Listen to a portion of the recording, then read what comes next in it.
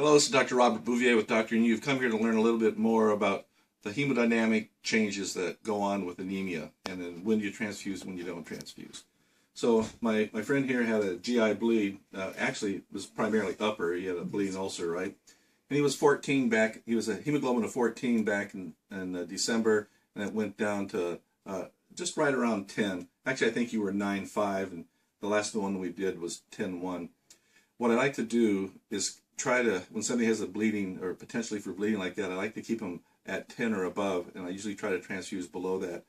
Some of the people don't, and I know some of the insurance companies will let it go down even lower, but the reason that we like to keep it at 10 or above, especially with potentially or actively bleeding people, is because 10 gives you about a 2-unit cushion.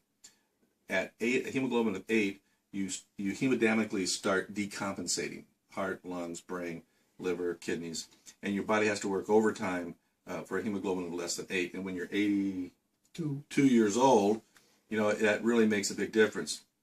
So the pearl here is that when you have this actively bleeding, he's on protonics and he's not actively bleeding now, but he still has the potential to actively bleed.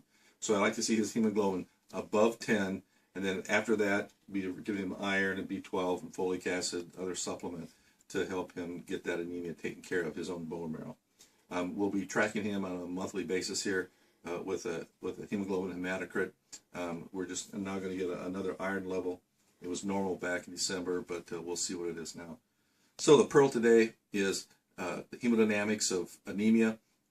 At 8 or less, the body starts decompensating, so we like to keep a cushion of at least 2, get transfuse people up to 10, just so you have that cushion just in case there's another bleed that we don't catch right away. He's at home or whatever. So again, this is Dr. Robert Bouvier with Dr. and You. Have a great day.